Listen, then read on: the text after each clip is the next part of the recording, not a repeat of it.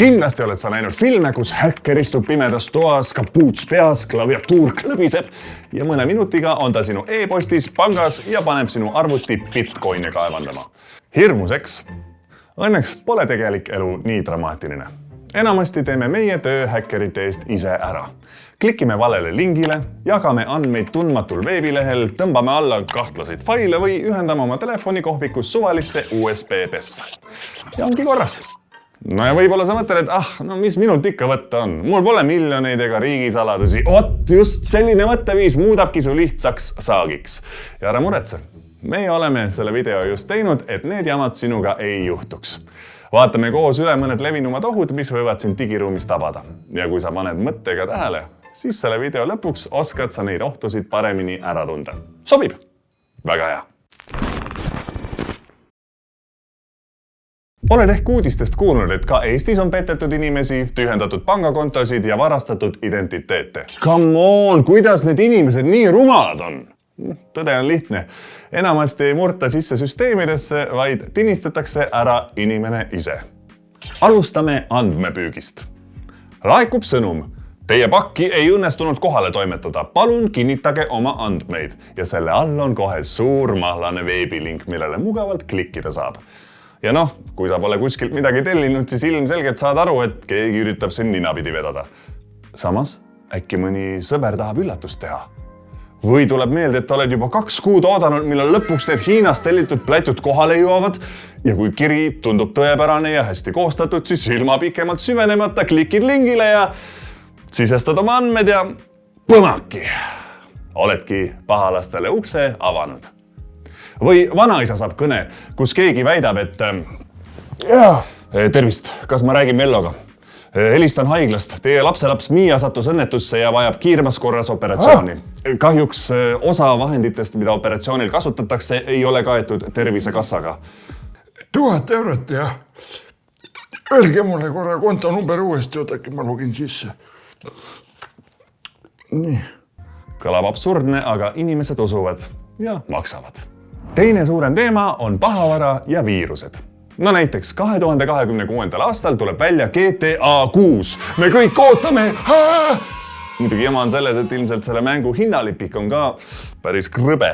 Samas, internetis samal päeval mäng torrentina tasuta allalaetav. Miks peakski maksma siis üle 100 euro, kui saad asjaga niisama kätte? Kui asi on aga liiga hea, et tõsi olla, siis see tavaliselt nii ka on.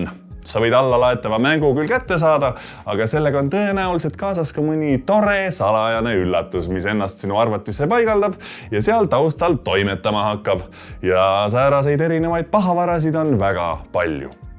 Mõned koguvad infot sinu klahvivajutuste kohta, ehk saavad kätte kõik sinu kontod ja paroolid, mis sa sisestad. Mõned pahavarad kaevandavad taustal krüptovaluutat ja muudavad sinu arvuti aeglaseks.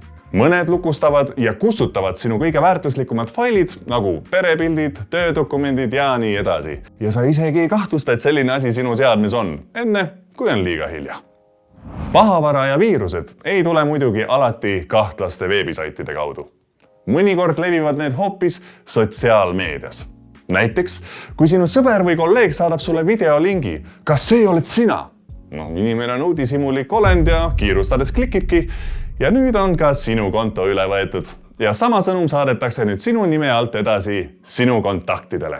Lumepall on lükatud veerema. Siit ongi hea minna kohe järgmise ohu juurde, mis võib olla samas ka eelmise jutu tagajärg. Identiteedivargus. See juhtub siis, kui keegi saab kätte sinu isikukoodi, e-posti, telefoninumbri ja sünnikuupäeva. Näiteks on kogu see info sul avalikult sotsiaalmeedias igaühele näha. Aga keegi pahatahtlik võib neid kasutades panna kokku libaprofiili ja esineda sinuna. Näiteks hakatakse sinuna käima iga videoõpsi video all ja postituse all kommenteerimas, kui mõttetud tüübid me siin kõik oleme. Aga juba see on sulle mainekahju, sest inimesed internetis võivad ekslikult arvata, et sina oledki siukene nõme pahatahtlik tont. Muidugi on identiteedivarguse juures ka ekstreemsemaid näiteid, kus inimeste nimel on ka näiteks laenu võetud. Seega jälgi väga hoolikalt, missugust infot sa endast internetis jagad. Las ma hirmutan siin mõne teemaga veel. Näiteks avalikud wifi võrgud. Selle asemel, et su arvuti ühendab end otse Wi-Fi ruuteri külge, mis internetti jagab, võib ta end hoopiski ühendada häkkeri seadme külge, kes siis sinu tegemised ruuterile edasi suunab. Sina vaatad, et arvuti ühendas end kenasti ära, internet on olemas. Võta häkkerid kui vahendajat.